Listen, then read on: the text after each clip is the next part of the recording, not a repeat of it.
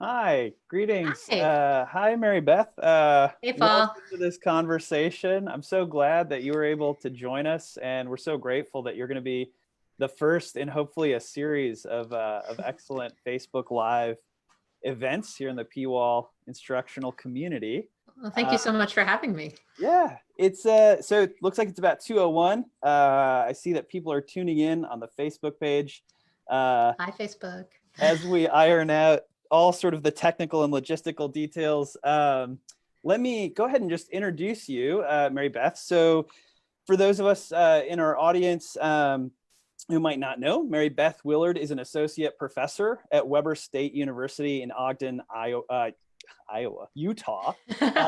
She teaches a variety of courses to undergraduates, including an introductory course on philosophy as a way of life. You write primarily in metaphysics and aesthetics, which is awesome. Do you do metaphysics of aesthetics?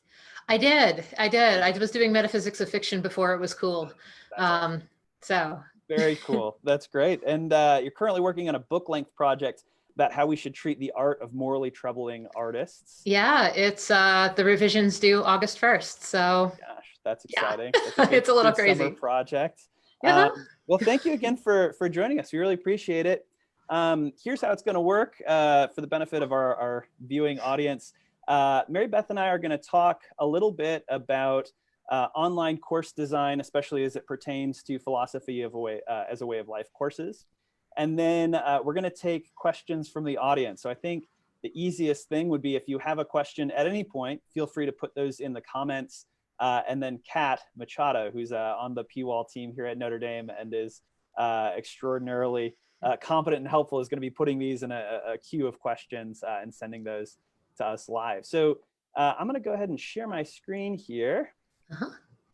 And let's start with this question, Mary Beth. So I think over the course of the last semester, there was a quick turnaround. We were all suddenly expected to take a class that might not have been designed for the online setting into the online sphere. And so one big question I've just been hearing a lot of people ask and sort of talk about is that, whether it's possible to sort of to teach high quality courses, and especially for us to teach high quality PWOL courses online. So I'll pitch that over to you. What do you think? Well, I think if I say no, this is going to be a very short Facebook live We'll just stream. stop We'll talking just and we'll stop it right here.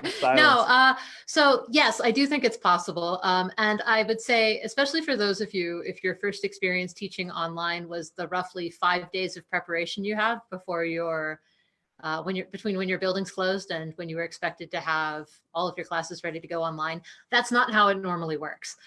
So I have been teaching online primarily introduction to philosophy, so lower division classes, and logic since 2012. I started doing that here at Weber State because when we looked at our numbers, online was one of our bigger growth areas for philosophy. My institution is a dual mission, which means we serve the community college function for Northern Utah in addition to being a fully fledged university.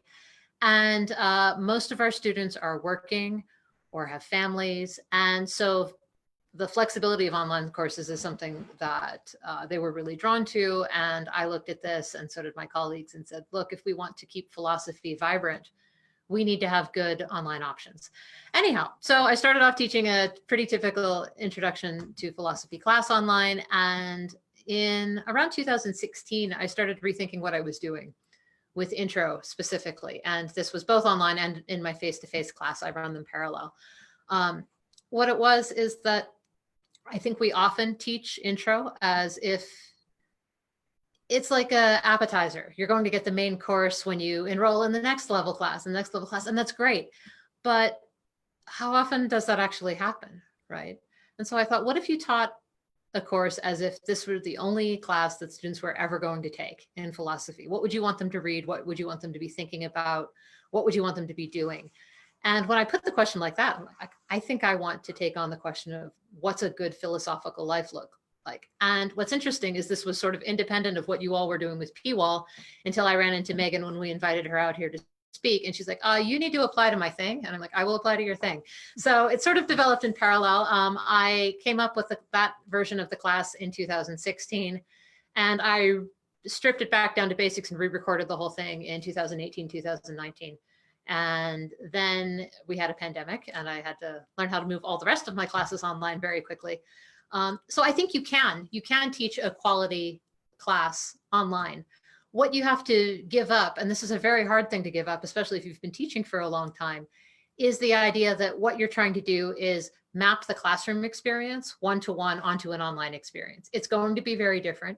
It's going to depend in part on what your student population looks like. It's going to depend in part on the class size and the expectations that they carry into online classes. But I do think you can have something that's meaningful. And I mean, we get these emails all the time, I'm sure. So it's just an anecdote, but I had a student from a couple semesters ago email me out of the blue this summer to say, I just wanted to tell you how meaningful that class was to me and how, when I think about it, it was one of the best classes I've taken. And he was a student I talked to online, never met him in person. And so I think you can form that kind of genuine intellectual connection. It just is going to look a little different than when you're sitting in a seminar room twice a week for 15 weeks. Yeah, and I like how you sort of mentioned that there are big differences. And so even in designing and starting to map out the courses, you're going to have to think about different things. I guess one question that I think would be helpful for folks to hear about, and I'm going to share my screen here so we have some signposting after the fact, is, in designing the online course, where do you start? And to make it a little bit more specific, I guess, one place that you might think you should start is in trying to translate each of the big elements into the online sphere. So like, okay, how am I going to do my lecture online? How am I going to do maybe in-class activities online? How am I going to do assignments online? What do you think? I mean, is that a good place to start, or where would you start if you were building or maybe redesigning an existing course? So let me start by telling you how I did start doing it. And to anybody out there who's thinking about how to do an online course, the first thing I'd say is that we're all making this up right now, right? Online education especially it's not that old, right? It's not like the university lecture, which we've been doing for 2,000 years now. So try things, see if they work. But when I first started in 2016, my thought was like, I'm going to do a high quality course and it's going to be exactly what I do in the classroom. So I'm going to record a 45-minute lecture and I'm going to post it online and I'm going to keep the assignments the same. And it was fine. And then it was, my classes are usually really well received. Everybody was happy. And then I thought, like, what am I doing? Like, if I go over to YouTube to watch a video about something, do I sit there for 45 minutes to an hour? And so I solicited a bunch of student feedback. And one of the things they said is that the amount of lecture isn't the problem, but it's really hard to load the whole file, or it's really hard to download it. When I initially came up with the class, I thought, oh, they'll be sitting at a laptop watching this and they'll be able to take notes. And they said, I look at it on my phone, or I download just the audio and I listen to it when I'm on the treadmill at the gym. And that's how I'm studying. Hang on, my lights went out. Right. I haven't been moving around too much. So I think the first thing you have to realize, and this is going to be hard, especially if you're a good classroom teacher, and I'm going to assume if you're interested in PWOL, you're probably, an above average pedagogue than most. You have to not think of online as just the classroom, but in cyberspace. You have to think of, what do I actually want to get out of this class? And how am I going to get there, right? I think the buzzword for this is backwards design. It's one of those things where you go to a conference and people are like, backwards design. I'm like, oh, that's what I'm doing, right? So you think about what you want them to learn, right? So here's sort of an example that comes up in intro, right? If I'm teaching a face-to-face class and I want people to learn about Mill and utilitarianism, I will assign them utilitarianism, and then they will come to my classroom. I will talk at them, and then I will break them into small groups so they can talk at each other. And somewhere in this process, they'll wind up learning Mill, right? And you've probably never had to think of it in terms of outcomes before, because the university lecture and system has more or less done this for you by trial and error over, the hundreds and or even thousands, depending on if we want to count Plato in this, of the university system, right? You kind of bring the students to you and they catch knowledge off of you, and then it somehow all works out. But when you are changing the format rapidly and quickly, and in an environment where we haven't had the advantage of Plato writing dialogues for Zoom, you have to think about, what is it exactly that I want them to get out of this? Do I want them to get philosophy skills out of this?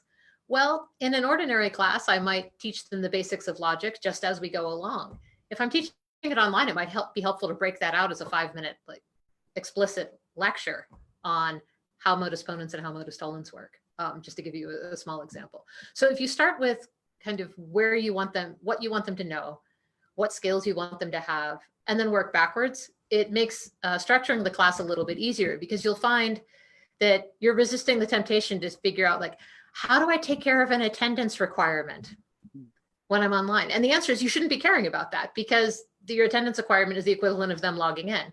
They will log in if there's something for them to do. Okay, then I need to have a small assignment for them to do. So that's great. I love is that a good start? Oh, absolutely. I love how thinking about sort of goal-driven design can really open up opportunities to be a bit more innovative.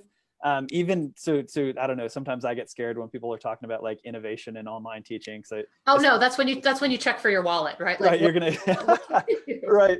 But I do think this is a great way of thinking about it. And I guess one thing that's really helpful for me, and I guess I'll pitch this to you and see if like what you think about it, is trying as much as I can to get into the student experience of the course, which is really hard when you're designing it. But just for me, thinking really hard about, okay, they're going to log in. What are they going to log into? And what does it look like from their perspective? Right. And then what's the first thing they see? And just looking at that layout and then using that as a way of thinking like, okay, well, I could break out my logic segment into a 3-minute YouTube video and then have a bit of text. And then like, you know, after that, do another sort of little segment or something like that. And using that to kind of break it down into digestible bits to achieve the goals, sort of how you're describing. Yeah, I mean, one thing you have to think about is that even though you're teaching the class online and you're going to be involved and you're going to be responsive and all of that, it requires a little more initiative of the students than them showing up in your lecture would be, right? So if they're going to show up in your lecture or seminar, their initiative is, or initiative is the wrong word. It's more like your point of contact where you can bring them back into the conversation is the entire length of that class. With online teaching, they have to kind of figure this out from the moment where they log in. They need to know, I mean, a lot of this, if you've ever done any kind of like user interface design, this is where my second major in computer applications years ago at Notre Dame is coming in handy. You don't want them to get lost clicking around, right? You want them to be able to find what they're looking for quickly. So we're going to touch on this later, I think, but how important organization is to an online class, so that they can know kind of, oh, I'm going through this, and then I'm going to do a quiz, and then I'm going to return to the material, and then I'm going to review. I think this is super revealing and very embarrassing, but I think actually this weight loss app that I've been using is one of the best designed online sort of course interfaces. So Noom, I don't know, we're not being sponsored or anything, but I don't know if you've heard of Noom.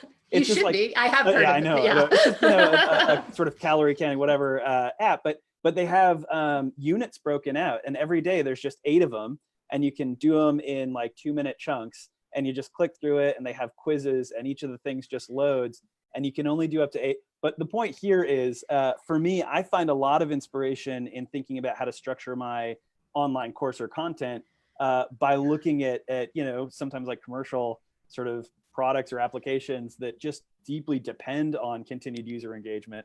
Now we're sounding like Silicon Valley, but you know. No, well, we are going to disrupt this. We are going to disrupt PWOL. Sorry, Megan. Innovate.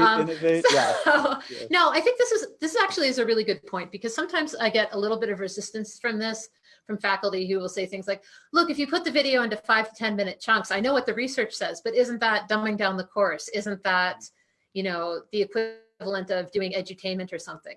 And I think it's helpful to think that, you know, the apps that you use to manage weight loss or for, you know, tracking biking or whatever that you do becomes sort of like a shared vocabulary, right? So your students are going to be used to like what Noom does in an app, what Duolingo does in an app, what how notifications are pushed in a certain way, that you could be clicking through tasks and checking them off. So you're not constrained by that, right? But if you do something like, say, I put my syllabus up there, it's a Word document, but your courseware interface has a calendar function where assignments can be plugged in. Your students are going to say like, well, why didn't I get see the assignment because it wasn't on the calendar? And there is a course calendar, so why wouldn't we be using it, right? So you shouldn't feel constrained by it, but you should realize this is like, they're not digital natives. No, digital natives would know how to log into things a little bit better. Sorry, Catherine. But they are used to a certain way of, this is how information is given to me online. Yeah. And the closer you can use some of that, the easier it's going to be for them to navigate the course. Yeah. One of the challenges of, again, if they're in your classroom, if they're getting lost, you can redirect very easily. If they're expecting that the class is asynchronous and that they are going to do the assignments on Saturdays after their kids go to bed, because that is the time that they have, you're not going to be there at that point to redirect them if they get lost between assignments because it was on the syllabus, but it wasn't posted in the calendar. Yeah. So like the interface is a lot more important, I think, than people realize right off the bat.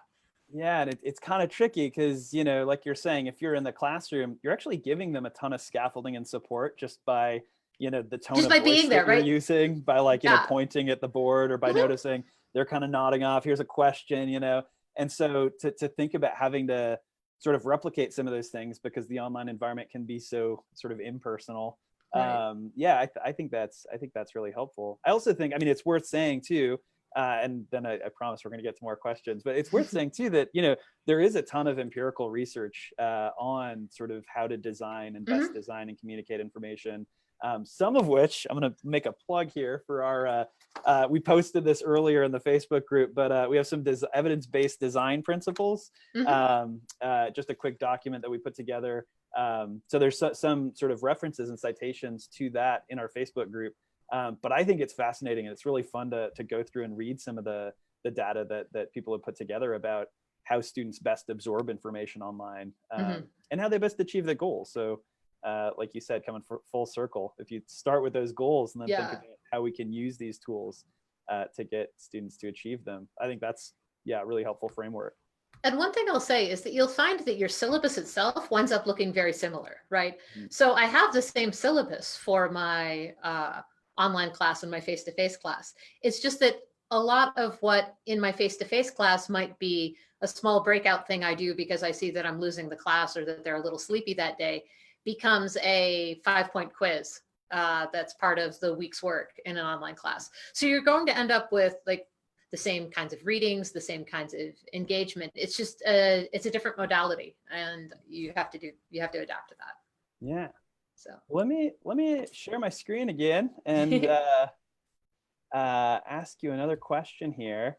So we had talked a little bit about this just in prepping the event, the importance of communication strategy when you're teaching online versus in person. So I guess what I'll ask is, you know, just big picture, how do you change your communication strategy? And then, you know, what sort of principles do you use or you know, sort of guides that strategy in the online setting? Yeah, let me think of this in terms of principles. How to describe this? Okay, so every semester when you write a normal class, you write your syllabus, right? And then you spend the first 2 weeks of class answering questions that are found on your syllabus. Right. To the point where, you know, at some point I'm going to wear one of those t-shirts that says it's on the syllabus to the first day of class. This is also true online, right? Except that you're not there for them to come up and ask the thing after class that's already on the syllabus. So I think the main thing with communication is that it has to be absolutely crystal clear, which means a lot of it has to be done in advance. And a lot of it has to be in bite-sized chunks so they can find that information initially, right? So if you just post the entire syllabus, sure, but then when they're trying to find your office hours, they're not going to know where to go to get it, and then they're going to email you, and then they're going to have to wait for the email turnaround time, and that's going to get frustrating for everybody. The other thing, the reason that communication is very important is that most of the time your class is going to be asynchronous. This varies a little bit by institution, and of course, post everything blowing up in March with the pandemic. A lot of people's first introduction to any kind of online teaching was what at my institution we're starting to call virtual teaching, which is where the class has a designated time and you're going to do some sort of video conferencing during that time. But up until March, what we meant by online was that it was expected that it was asynchronous. So it wasn't self-paced. You could still have assignments due, but, and typically most of us would organize it by the week, right? So you'd say, here are the assignments you need to do. You might have students logging in on Monday and planning out the whole week and doing little bits week by week. You might have a lot you don't get to it till Friday night and work on it then. And what that means is that you can't, as the instructor, expect that you're going to get all of the questions that you would get at one time, right? Or that they're going to get the questions at a time where there's going to be a reasonable answer, right? So if they have a question about the assignment and they've logged on at 7 p.m. on a Friday, and this is the only time that they've had, balancing work and kids to get it done, you better have the instructions there because you're not going to get a chance to tell them. And I have a demo of my online course here, and I can give you a little glimpse if you want to see what I mean specifically by that. Let me share my screen here. Yeah, okay, I will. There we go.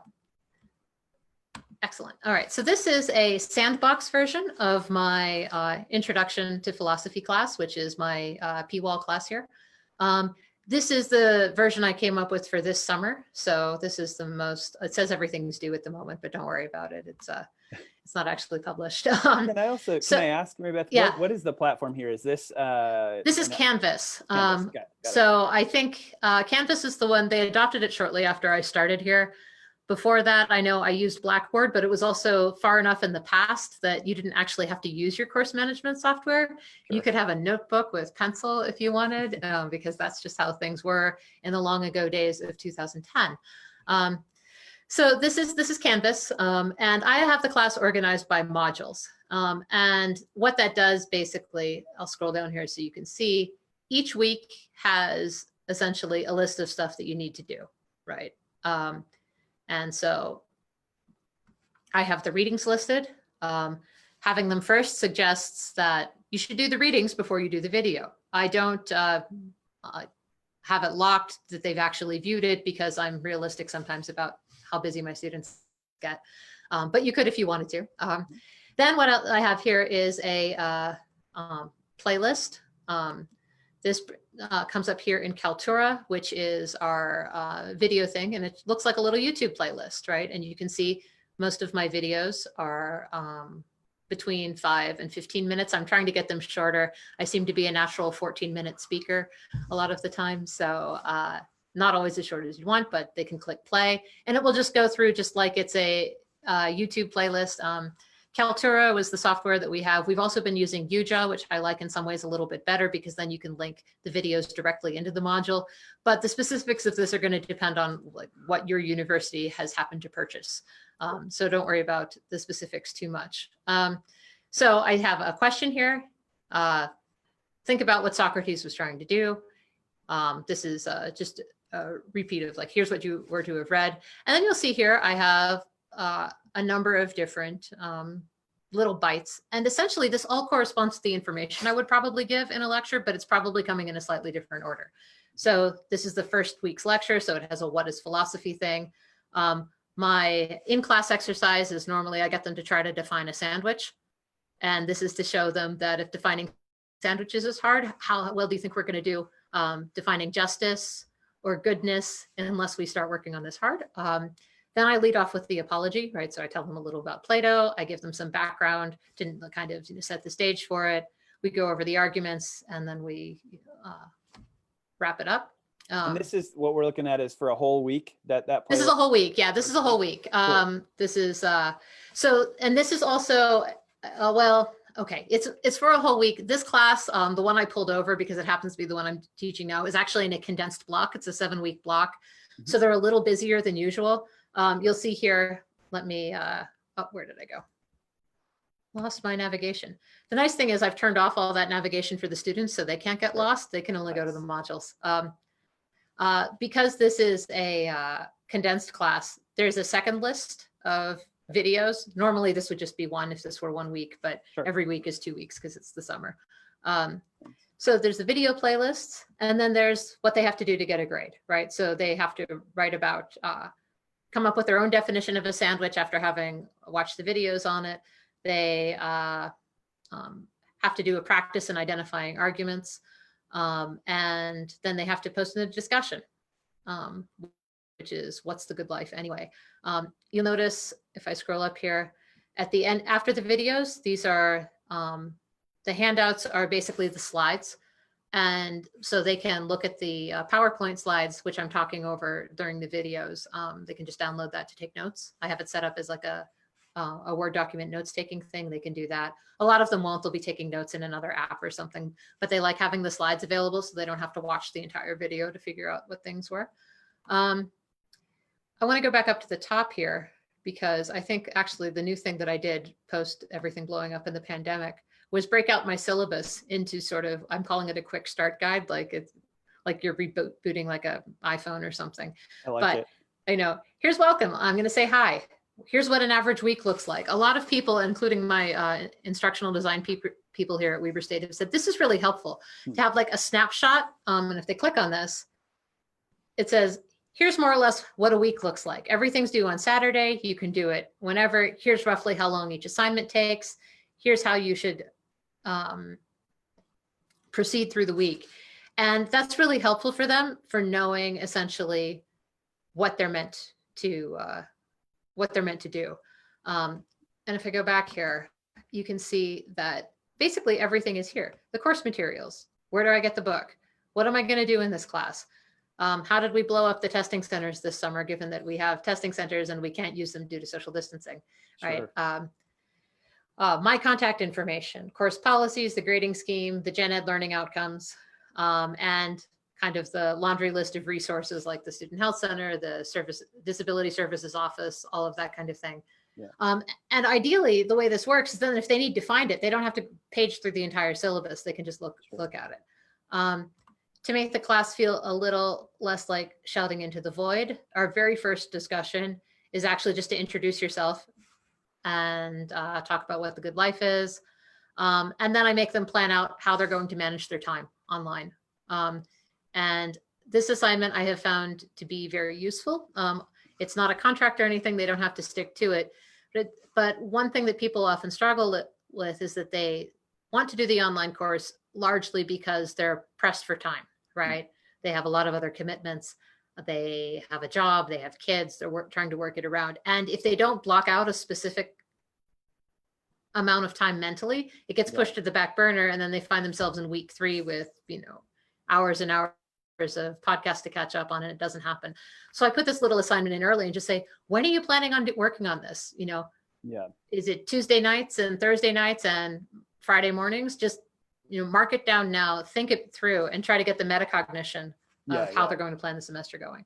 I like too how, and you had mentioned this in our conversation earlier, these 2 assignments in particular serve as really good, like low stakes, but immediate sort of things. Mm-hmm. I mean, there's a lot of great evidence backing up all the things you're describing here. I mean, I'm thinking of like 2 or 3 specific things, but one of those pieces of evidence is just that students need to, as soon as possible, be engaged actively. So jump in and you just almost immediately want to say, how are you going to plan out the semester, or introduce yourself, right? To get them sort of activated and ready to go. Yeah, and if you look at a typical week, I could do this differently too, by the way. I could put the exercises right after the videos, but I kind of liked the idea of blocking the assignments out at the end visually. I think there's arguments for either way, but these are low stakes assignments. Write about the sandwich, identify arguments. One of the things that I started doing in the online class is breaking out basically the first couple weeks or the first half in this abbreviated semester is specific philosophical skills, recognize premises and conclusions, learn the different kinds of arguments, learn how to make an argument. And it's reinforced pretty much immediately with a little quiz on it, or a little discussion about it. And what that does too is it gives them a reason to be engaged beyond just the discussion posts. Because it's a long time until the midterm. It's a long time until the first major assignment, and people will let things pile up. So the second week, again, this is normally 2 weeks, right? But they have a little 10-point quiz, another little 10-point quiz because we've got 2 of them, and then another discussion question. And interestingly, this week, this semester, I had We had some issues with the testing center because they were going to proctor remotely, but it turns out that the conditions that they wanted for a safe remote proctored area were such that it made it not feasible for most of the students, especially as they're saying like, yeah, right now I'm working from home. I'm taking my exams in the bedroom. The only space I have to work is the kitchen. And if my kids run through, the proctors will stop the exam because it's another person in the room. I see. So I decided to pull the class and said, like, how much of a hassle is this going to be? Because I'll move this to an open book format if we need to. But what I was able to do with the modules is just throw this in as another discussion, and it's in their list of assignments. So then they see it and say, oh, and then they say, hey, actually, this isn't going to work. And being able to do this kind of on the fly is it's the equivalent of being able to say at the end of class, like, hey, everybody, let's take 5 minutes. This isn't working. What do we need to do? That's great. And you can just like get that feedback. I want to make sure that we get to some audience questions. So we have an audience question that I'm going to pitch to you here. And I'm trying to, my like cognitive bandwidth is being really stretched here, trying to read the question. But Kat, who is helping us collect up these questions, really helpfully highlighted. So here's at least part of the question. It says one of the most difficult things in figuring out, how to teach online well is figuring out which technology to use and how to use it. Mm-hmm. So what are your thoughts? How do you identify platforms that are going to be helpful, but that aren't going to take 12 hours to learn and then 12 hours each week to manage? Any tricks or tips? Okay. So the first thing is, I think you need to assess how comfortable you are personally with technology. For me, this wasn't too bad, but I'm reasonably confident that if I kick things on my computer, they'll eventually work in the way that I want them to. The other thing you need to check is what your institutional resources are. We have a really great multimedia lab here. And my initial thought had been like, oh, we'll just be able to record some videos. The problem is, though, that doing it all on campus and screen flowing it and all of the stuff that they wanted to do just meant that I would have to be on campus a lot more during working hours when I'm already teaching, right? What I needed was the ability to work on this in the evenings at home, given the course load that I have. So when I first started doing this, as it happened, Camtasia 9 came out in a Humble Bundle. And sorry, what was that's the name of a thing. The program is called Camtasia. And Camtasia, all right. Camtasia, Camtas. Okay. And it's a video recording thing. You don't need to use this, but it integrates really well with PowerPoint. Cool. And what's nice about it is that it allows you to edit the videos afterward. So you could even record everything in one big chunk and then break it into sections if you really wanted to. I did that for this past semester when we moved everything to Zoom conferencing. A colleague and I were co-teaching a class. So what we did in lieu of having Zoom lectures is we went asynchronous. She and I would talk about the material much as we would in class with the banter and everything for an hour. And then I just chunked it into 10-minute bits and uploaded it. So Camtasia is really useful. Your institution might have a license. I bought it through a Humble Bundle sale. Humble Bundle is like a game bundling site and it was cheap. But you can't really rely on your husband being a nerd who knows about flash sales on things. So I would check with your institution on that. It helps to have a good microphone. You're going to sound tinny otherwise. Not sponsored by Blue, but I highly recommend the Snowball. I've had this thing for 5 years now. A good webcam. I actually have a separate one. But I will say that most of my recordings for my online class, I'm not videoing myself. I'm just talking over the PowerPoint. They don't need to be staring at me. It doesn't add too much to have me down in the corner trying not to look weird while talking about Play-Doh. So, but it is helpful to have something to record a video just to say hi to the class. And you can even do something like that from your phone. The other thing you need is, and your university will probably have this, is some sort of way to get the video that you record to them. So it might be something like Kaltura, which is the program that you saw on mine, or Yuja, which is the other video thing that I think is actually preferred right now. Kaltura is, I don't know if we're going to continue using it. Usually what you'll do is you'll upload that to there, and then from there in Canvas or whatever your learning management software is, you'll link it in there. It's a bit of a learning curve at first because you have to get used to recording yourself. You have to get used to knowing how to edit it when you make mistakes. Another good reason, by the way, for keeping your videos in short chunks is that it is easier to edit them because you're not trying to find 45 minutes of where you, knocked the books over and said a bad word, and now you have to take the bad word out of your video. But it also just makes it easier for them to stream and that kind of thing too. The other thing I want to point out is that you are going to want to caption your videos. This is one of those ADA compliant things that's very good to do. However, at least at my institution, the idea is that if it's public facing, the university itself has to make sure that it's captioned. If it's not public facing, which a class by definition isn't, it's going to be the responsibility of the instructor to make things captioned. And I think technically you could say it will be captioned if and only if somebody requests it, but it's just better to make it accessible. The good news is that most like Yuja will caption it for you.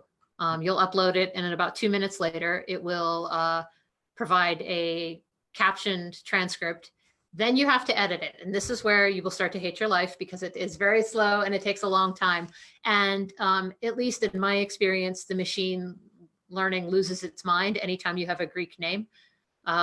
So you have to figure out what it's going to think of Glaucon and the Diamantis in the ring. And you're going to realize that it has just decided it's putting in some word salad. So you have to go through and fix your captions. But the thing is, once it's done, you have a nice, accessible, and students, even without needing the disability access, like it because you can watch it at a lower volume when you're on the bus and you have your headphones in and you can see the words going by. It's a good thing to do. The main thing I would say is leave yourself a lot of lead time. The first time I taught online, I started working on it over the summer for a class that was going to launch in the fall. And at first, like, it's not, and the other thing is too, is calm down. It's not always going to take as long as your first week of lectures are, right? The first time you do it, you're going to be like, I don't know where the editing went or the button went and how the linking thing works. That gets faster. But at first it's going to be a little bit of a struggle. So leave yourself a lot of lead time just to get used to playing around with the system. If you find yourself in a position where you're needing to move something online a little bit faster, I would still recommend that on the first day of class, you're at least 3 weeks ahead, right? So maybe you don't have to have the entire semester recorded. Maybe that's not feasible. But if you can be 3 weeks ahead, that leaves you time to record stuff, edit it, get it posted, fix it when it gets screwed up, and make sure that your class is going to go relatively smoothly. Yeah, a couple notes and thoughts here, some of them coming in from the live feed. So one, can we post the names of each of the tools or platforms that you had mentioned or referenced? We'll just post those in the comments afterward if that's okay. Yeah, that'd be fine. Should I type them in the document? We'll figure out how to do it. We'll figure it out. Yeah. Coordinate, and we'll just link to those. I'll also mention we actually have like a small army of student workers here on campus for the Philosophy as a Way of Life grant who are doing a bunch of great work. One of the things that they're going to be doing is curating a list of ed tech tools and platforms. Okay. And so we'll add these things to that list. Oh, good. Yeah. But yeah, so for the viewers too, know that that's something we're going to be posting later in the semester, is just a big list of, like, you know, I actually do about 2 or 3 live demos a week with these companies from Silicon Valley because I love it. I'm very interested, but we're gonna sift through the ones that don't make any sense. There was one that was they have AI grading student discussions, which I was very they couldn't explain like what the rubric, like how students would get feedback. Anyway, but so we'll sift through all these things and we'll make a big list, but we'll also put these in the comments. Yeah. A couple other quick thoughts on this too. We actually have had great luck with student workers on our teaching team. So I think one thing that people can think about is, if you have student workers, student RAs, or workers in any capacity, like this transcription work is one thing that's amazing. So, they'll go through, I use YouTube, especially for audio. I forgot, I should have mentioned the YouTube hack. Yeah. This is, I mean, I'm not going to say it's entirely unproblematic, because it's kind of weird that like that's the way that we end up making things work. However, if you are stuck in a situation where you don't have great software, and you can make a private YouTube channel, it doesn't have to be going out to the internet. You can upload the video, and the magic of Google will provide a caption that will still screw up all the Greek names, but it'll be done in about 90 seconds. And then you can either make a playlist and point to that YouTube channel if you're comfortable with that. But yeah, the Google YouTube thing. And I've talked with people who've been like learning in master's programs about how to teach online, and that's still something they say, the Google Captions, that saves a lot of effort. If you are lucky enough to have the funding to pay student workers and have minions that will do for it, go with the minions. But there's also the Google YouTube, and then editing it to make it sound like you're somewhat literate and put in the punctuation. And that's right. And that's been a great thing for our student workers who get to go through even the transcription and make those corrections. And they've been helping with editing and stuff. So I think that's a thing to think about too, if you have access to that, or if students need like instruction. Or to push for access to that, right? So I think one time things we forget as faculty is we're really good about, trying to make it work on our own.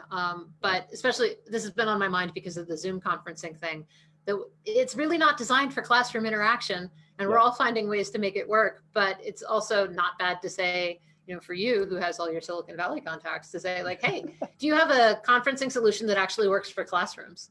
That's that's the big question. That's one that allows me to hover around small groups without popping into their discussion, right? Because that's how you would do a,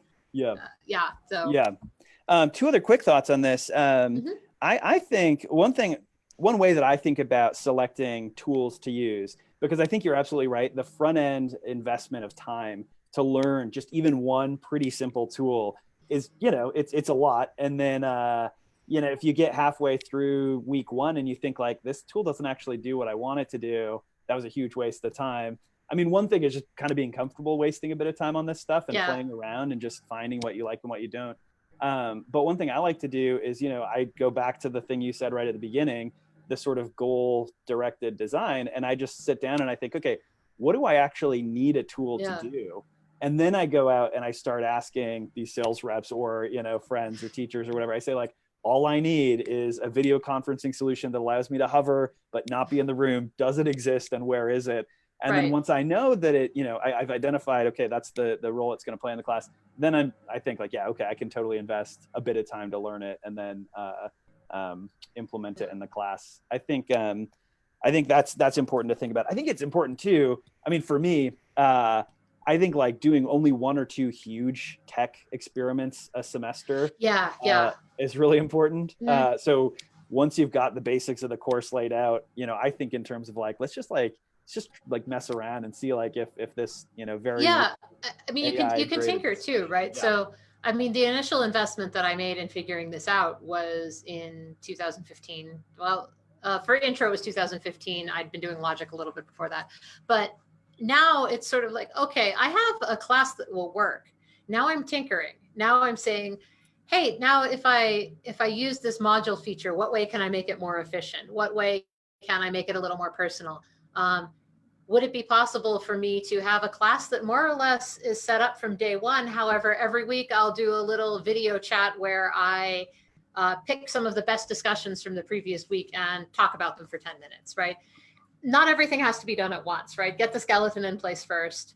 And the nice thing about an online class though, and this is the counterpoint to it being a really steep learning curve, is once you've learned it, the class is replicable for you in a way that even a really well-designed lower division class that you teach all the time isn't, because like the lectures are done for a little bit. Now, of course, you're good and you're going to redo them and add new content and stuff like that, but you're not going to be redoing them every single semester from ground one, right? Like yeah, it's cool. ground zero, I guess. It, yeah, zero. right. You get Wherever the ground starts. sort of in terms of this kind of continual improvement model. And like Yeah. one thing that's actually been cool is to get out of the mindset of like synchronous delivery in person, and then into the mindset of like, oh, we put in so much time and effort into creating this thing. Now, what like marginal improvements can we make, or like what are the big experiments that we can jump in for this semester? Right. And I think that actually leads to 4 or 5 years down the road, like you have this product that is just like cooler than any sort of like one shot synchronous in person thing you could do. I don't know, that's controversial, but the other thing I would check to see is what incentives your institution might have for helping with this. So meeting with the instructional design person to go to spend 2 hours going through your course was something that paid a little stipend for me, right? Getting a stipend to work specifically on the class, like look for those opportunities. And maybe this is my cash-strapped state institution background coming out here, but whatever you can do to defray some of the initial startup costs, I think is a good plan. Oh, absolutely. So I don't want to take up too much of your time. We're good. We're running a bit over what we said. So how about we do this? We will post in the comments links to the various tools and platforms that you had mentioned. I know there was at least we'll just sort of link to Canvas and the Kaltura, the mic. I think somebody had asked about what particular mic. I think it was Blue was the brand, but we'll link to all that stuff in the comments. And then two, we're going to post this as a video after the fact on our Facebook page. We're also going to post it to our YouTube channel. Mary Beth, if you want to go through and if people have questions or comments after the fact, I'll certainly be on the Facebook page and happy to take those or tag you in them or whatever. But the conversation, I guess, can live on even after this live conversation. But I did want to say thank you so much for being part of this and for testing it out. This is a kind of a pilot project for us, the live Facebook feed. I think this is great. So we really, this is fun. Really appreciate it. I'm glad you had fun. I had a lot of fun. This is really enjoyable. But thank you so much. I guess, if there was like a class or something, we'd clap for you. If I just clap alone. So tell the tech bros, they need to have like an applause function built in. Go. How about that? There you go. Okay, we have an actionable item. All right. That's great. And thank everybody. Thank you everybody for tuning in. To thank you guys. Live session. We'll be having more content on the Facebook page throughout the summer, and if anybody has comments about what that should be or would like to see a live session on something in particular, you can always send that to philife@nd.edu. All right, well, with that, I'm just gonna end by saying thank you again, Mary Beth. I really appreciate it. Thank you, and thanks everybody. All right, we'll see ya. See ya.